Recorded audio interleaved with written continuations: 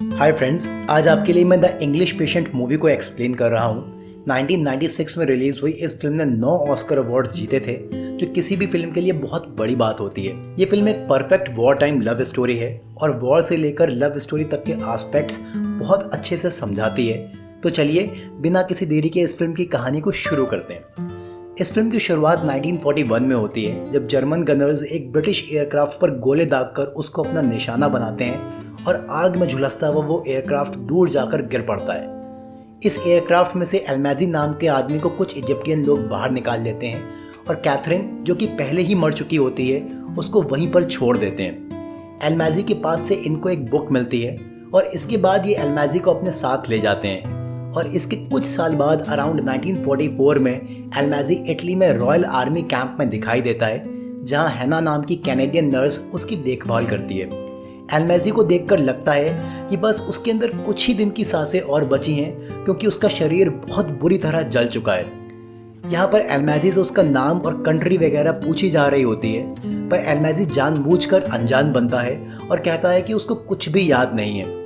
एल्मेजी का चेहरा भी पहचानने लायक नहीं होता है और उसके इंग्लिश एक्सेंट की वजह से उसको इंग्लिश पेशेंट बुलाया जाने लगता है। इसके अगले दिन यहाँ से सारे पेशेंट्स को नई जगह पर शिफ्ट किया जा रहा होता है।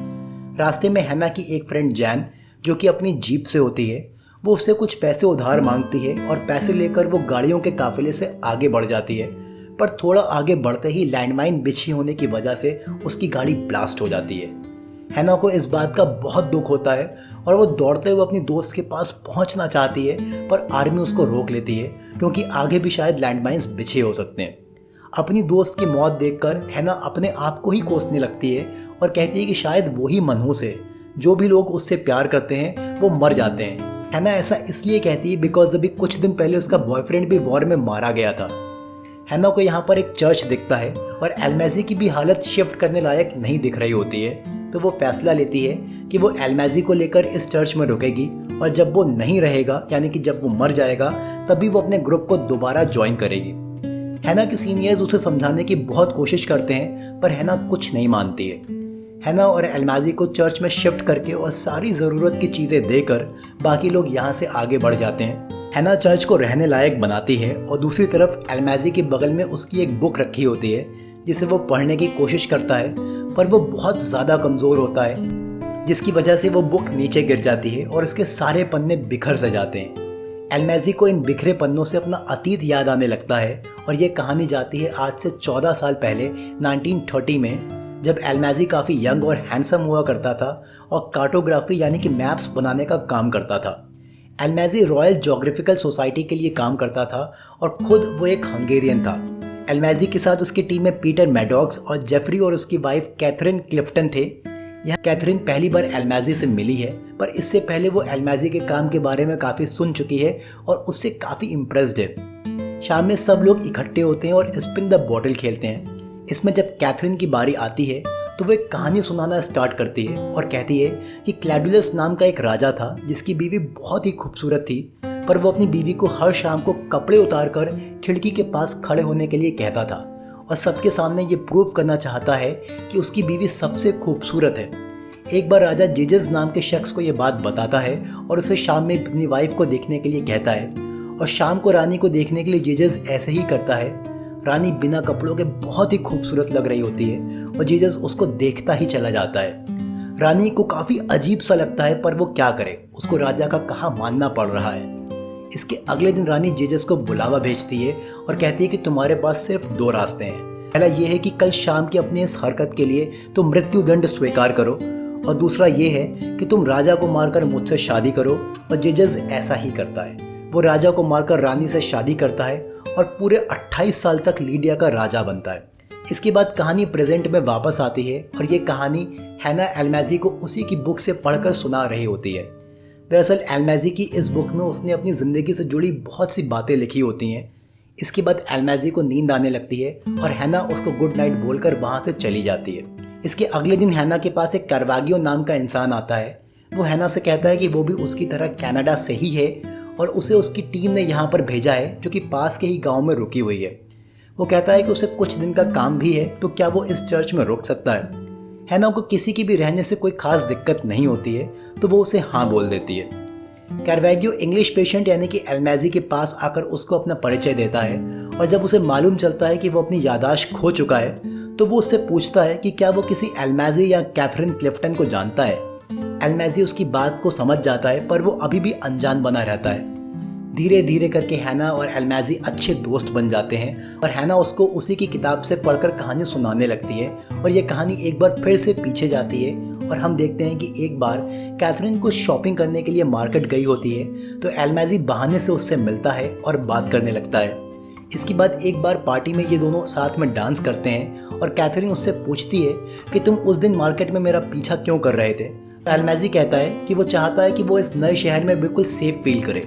कहानी प्रेजेंट में वापस आ जाती है और इसके अगले दिन हैना चर्च में रखा पियानो प्ले कर रही होती है। पियानो की धुन सुनकर कैप्टन किप नाम का एक सोल्जर तुरंत हैना के पास आता है और उसे पियानो प्ले करने से रोक देता है। किप ब्रिटिश इंडिया से होता है और एक सरदार है। किप भी इन्हीं की तरह आर्मी मेडिकल टीम के साथ है और लैंडमाइंस डिटेक्ट करने का काम करता है। आज पहली बार किप और हैना की बातचीत होती है। किप पियानो को चेक करने लगता है और पियानो की की से जुड़े अटैच बॉम्ब को दिखाता है, जिसे देखकर हैना शॉक्ड होती है। अगर उसने वो की दबाई होती तो यहाँ बहुत बड़ा ब्लास्ट हो जाता। वो कहता है कि पियानो बॉम्ब छुपाने के लिए बिल्कुल परफेक्ट जगह होती है। हैना को किप का अंदाज काफ़ी पसंद आता है और वो उसकी तरफ अट्रैक्ट हो जाती है। किप कहता है कि इस चर्च के आसपास 50 से भी ज़्यादा लैंडमाइंस हैं और वो चर्च के बाहर कैंप लगाकर रहने लगता है ताकि वो और पीछे लैंडमाइंस को ढूंढ कर सबको सेफ रख सके। इसके बाद एल्मेजी को अपनी पुरानी जिंदगी दोबारा याद आती है और ये कहानी फिर से पीछे की तरफ मुड़ती है। जेफरी को किसी काम के सिलसिले में कायरो शहर से बाहर जाना पड़ता है और कैथरीन अकेली हो जाती है। एक बार इनकी पूरी टीम किसी आर्कियोलॉजिकल सर्वे के लिए दूसरी जगह जाती है। यहाँ साइड पर एल्मेजी एक केव ढूंढता है और केव के अंदर बहुत सारी तैरती हुई पिक्चर्स बनी होती हैं, जिससे मालूम चलता है कि शायद यहाँ इस रेगिस्तान में पहले कभी बहुत सारा पानी हुआ करता होगा। एल्मेजी की इस खोज से पूरी टीम बहुत खुश होती है। अब जब ये टीम वापस आ रही होती है तो इनकी एक गाड़ी पलट जाती है और काफ़ी लोगों को चोट आती है। इसके बाद जितने भी लोगों को चोट आई होती है उन्हें एक गाड़ी में भरकर भेज दिया जाता है और बाकी लोग वहीं पर मैकेनिक के आने का वेट करने लगते हैं, जिसमें कैथरीन और एल्मेजी भी होते हैं।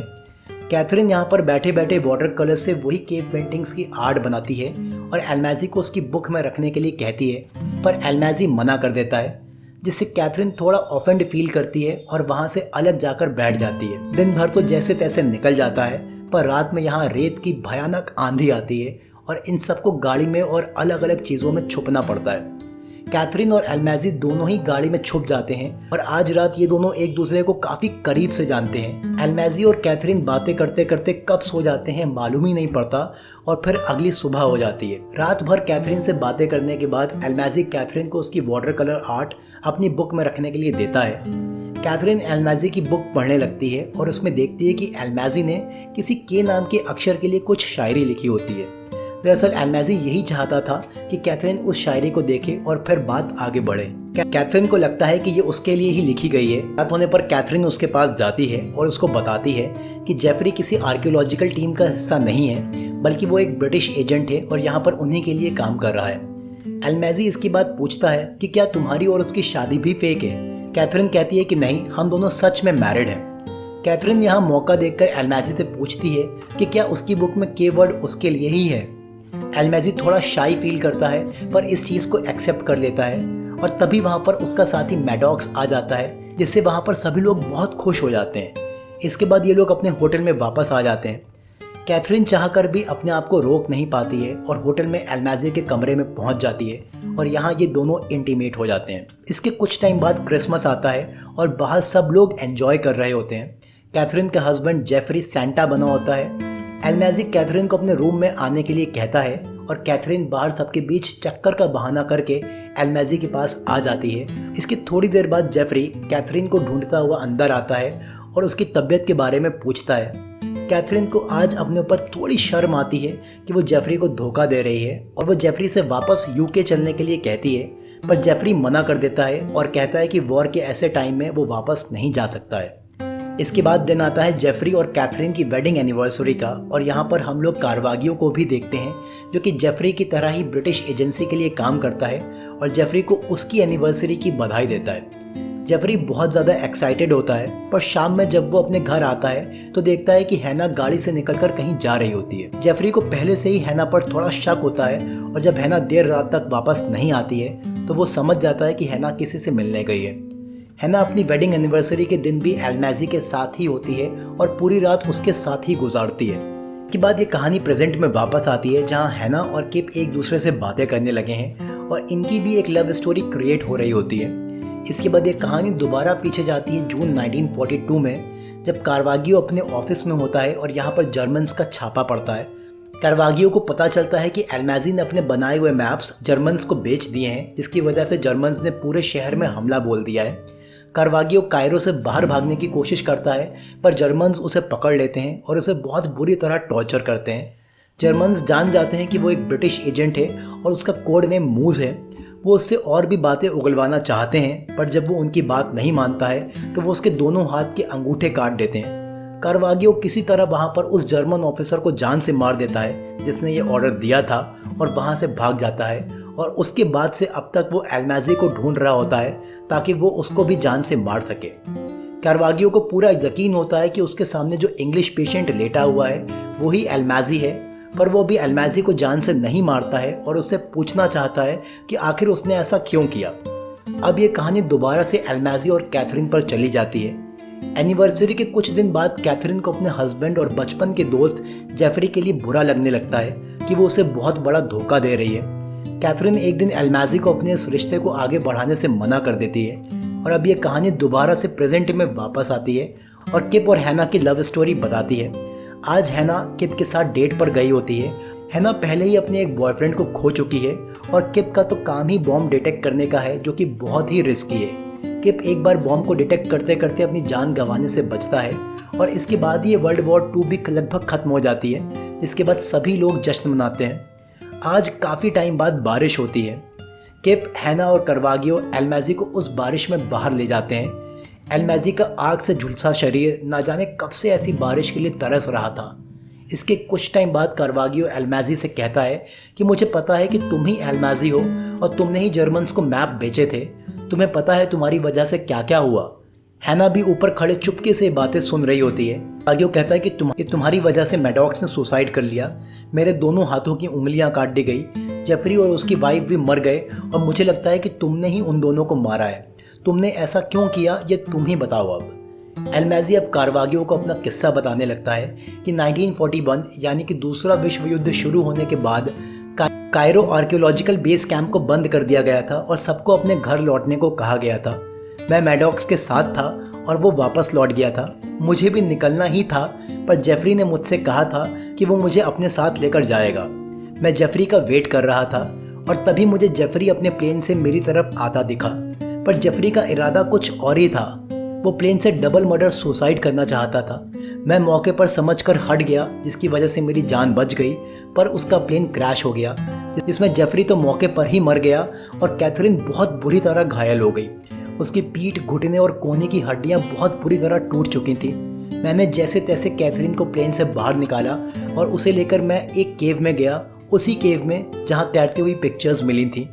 कैथरीन की हालत बहुत ज़्यादा ख़राब होती है और उसे तुरंत डॉक्टर की ज़रूरत होती है, पर इस रेगिस्तान में डॉक्टर कहाँ मिलने वाला था। और मैंने उसके पास अपनी बुक के साथ साथ सारा ज़रूरी सामान रख दिया और उससे वादा किया कि मैं जल्द से जल्द उसके पास आऊँगा और वो ठीक हो जाएगी। मैं 3 दिन तक पैदल चल चलकर ब्रिटिश बेस तक पहुंचा। मैंने उनसे मदद मांगी और एक गाड़ी और डॉक्टर को तुरंत मेरे साथ भेजने के लिए कहा, पर उन्होंने मुझे एक जासूस समझा और मुझे कैद करके ट्रेन से कहीं और ले जाने लगे। कुछ भी करके कैथरीन के पास पहुंचना चाहता था। मैं ट्रेन में सिक्योरिटी पर हमला करके जैसे तैसे वहां से भागा और पैदल चल चलकर एक जर्मन बेस कैंप तक पहुंचा, जहां मुझे मैडॉक्स का छुपाया हुआ ब्रिटिश प्लेन मिला। मैंने उस प्लेन में गैसोलाइन भरने के लिए अपने मैप्स जर्मन्स को बेच दिए और फिर मैं तुरंत प्लेन से कैथरीन के पास पहुंचा, पर तब तक बहुत देर हो चुकी थी। कैथरीन मेरा इंतज़ार करते करते अपना दम तोड़ चुकी थी। उसने मेरे लिए मरने से पहले मेरी बुक में अपने और मेरे बारे में काफ़ी कुछ लिखा था।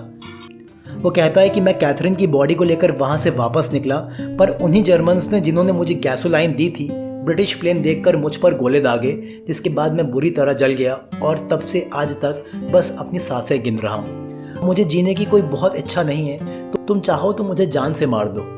ये पूरा किस्सा सुनने के बाद कार्वागियो इमोशनल हो जाता है और कहता है कि उसने कसम खाई थी कि वो उसे जान से मार कर ही दम लेगा, पर अब वो उसे नहीं मारेगा। हैना भी ये कहानी सुनकर काफ़ी इमोशनल होती है। इसके अगले दिन किप की दूसरी जगह पोस्टिंग हो जाती है और वो हैना को अपने साथ चलने के लिए कहता है, पर हैना कहती है कि वो अपने पेशेंट को छोड़कर नहीं जा सकती है। ये दोनों एक दूसरे से जल्द मिलने का वादा करते हैं और फिर किप यहाँ से चला जाता है। इसके बाद आज जब हैना एलमैजी को मॉर्फिन का इंजेक्शन दे रही होती है तो एलमैजी उसको बहुत ही हाई डोज देने के लिए कहता है, मानो जैसे अब उसकी जीने की कोई इच्छा नहीं बची है। हैना के लिए ये काम बहुत ही मुश्किल होता है, पर एलमैजी की हालत देखकर और उसकी कहानी सुनकर वो उसकी बात मान लेती है। एलमैजी कहता है कि जब तक मैं सो ना जाऊं तब तक तुम मुझे मेरी बुक में कैथरीन के लिखे आखिरी शब्द मुझे पढ़कर सुनाओ। हैना ऐसा ही करती है, वो उसको पढ़कर सुनाने लगती है। कैथरीन कहती है कि मैं भूल चुकी हूँ कि एक दिन में कितने घंटे होते हैं, एक हफ्ते में कितने दिन होते हैं, बस मैं इस केव के अंदर तुम्हारा इंतज़ार कर रही हूँ। मुझे पूरा यकीन है कि तुम मेरे लिए वापस आओगे और मुझे इस अंधेरी गुफा से निकाल कर रोशनी में ले जाओगे। ये सुनते सुनते हैना देखती है कि एलमैजी की जान जा चुकी है और एलमैजी और कैथरीन की कहानी यहीं पर ख़त्म हो जाती है। इसके अगले दिन हैना किप से मिलने निकल जाती है, पर वो एलमैजी की बुक को बहुत संभाल कर अपने पास रखती है और फिल्म की कहानी भी यहीं पर ख़त्म हो जाती है।